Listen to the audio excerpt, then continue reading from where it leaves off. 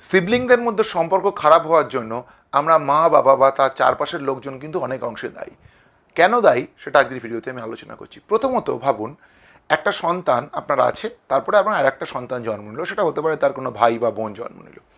প্রথমেই যেটা হয়, আপনার আগের সন্তানটি অর্থাৎ যে বড়, সে কিন্তু মনে মনে একটা ইনসিকিউরিটি তার এমনিই তৈরি হয় যে আমার জায়গায় আর একজন এসছে, অর্থাৎ সেই শুরুর দিকে কিন্তু তার ভাই বা বোনকে নিজের কম্পিটিটর ভাবতে থাকে। তার কারণ হচ্ছে সে ভাবলো যে মা বাবার একমাত্র ভালোবাসার জায়গায় আমি ছিলাম, সেই ভালোবাসার সোজা কথায় ভাগ নিতে একজন এসছে। কিন্তু তার এই ভাবনাটাকে শুরুতেই আমরা কাটিয়ে না দিয়ে যেটা করি, চারপাশের বহু লোক এটাকে আরও বেশি তার মধ্যে বাড়িয়ে দেয়। যেটা হয়, হয়তো তারা মজা করেই বলে তার চারপাশের লোক, এই তোর ভাই বা বোন হয়েছে, তোকে আর কেউ ভালোবাসবে না, এখন সবাই তাকে কোলে নেবে, তোকে আর কোলে নেবে না। কিন্তু এই কথাগুলো একটা 2 থেকে 3 বছরের বাচ্চা যদি থাকে, তার কিন্তু এটা যে ইয়ার কি বা এটা মজা সেটা বোঝার ক্ষমতা নেই। সেটাকে সত্যি ভাবতে শুরু করে যে সত্যিই বোধহয় আমার ভাই বা বোন আসার ফলে আমার মধ্যে মা বাবার প্রতি যে আমার মা বাবা আমাকে ভালোবাসতো, সেই ভালোবাসা বোধহয় কমে যাবে।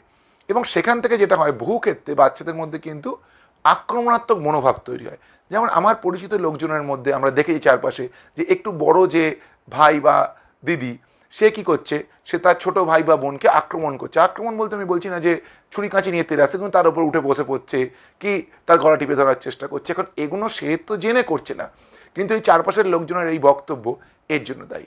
আর একটু বড় বাচ্চাদের ক্ষেত্রে যেটা হয়, মানে ধরুন যখন তারা স্কুলে যাচ্ছে কিংবা পড়াশোনা শুরু করছি, আমরা মা বাবারা সব থেকে বেশি যেটা করি, তাদের মধ্যে কম্পেয়ার শুরু করে দিই যে কে ভালো আর কে খারাপ। তুই তোর দাদার মতো কোনোদিনই হতে পারবি না, তুই তোর দাদার বা দিদির পা ধোয়া জল খা।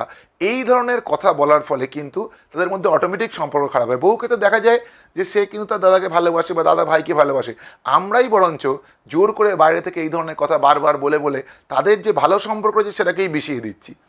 আপনার সন্তান যদি 2জন বা 3জন থাকে, তারা একটু তাদের মধ্যে পার্থক্য থাকতেই পারে। কেউ হয়তো পড়াশোনায় একটু বেশি ভালো, কেউ হয়তো অন্য কাজে একটু বেশি ভালো। তাহলে যে অন্য কাজে একটু বেশি ভালো, সে পড়াশোনা একটু কম করতেই পারে।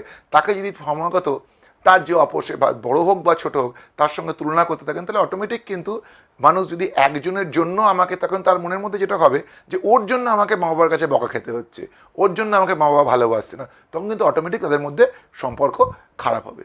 সুতরাং আমরা কখনোই চাইবো না কিন্তু আমাদের 2জন সন্তানের মধ্যে সম্পর্ক খারাপ হোক। সুতরাং আমরা নিজেরা এই ধরনের কাজ থেকে নিজেদেরকে বিরত করবো। তাদেরকে কম্পেয়ার করা বা একজনের ভালো দিকটা অন্যের কাছে তুলে ধরা, কিন্তু সেটা দরকার একজনের ভালো দিকটা, কিন্তু সেটা কখনোই অন্যজনকে ছোট করে নয়। যে তোর দাদা এটা করেছে তুই পারিসই নয়, দেখ তোর দাদা এরকম করেছে, তুইও চেষ্টা করলে এরকম পারবি, তোর দিদি এটা করতে পারে মানে তুইও পারবি। এটা বললে কিন্তু তারা দিদির প্রতি বা দাদার প্রতি রাগ হবে না। কিন্তু আমরা যদি তার সঙ্গে কম্পেয়ার করি, অবশ্যই কিন্তু তার মনের মধ্যে রাগ হবে। প্রত্যেক মানুষের হবে, আমার সঙ্গেও অন্যজনের কম্পেয়ার করলে আমারও রাগ হবে, আপনার করলে আপনারও হবে।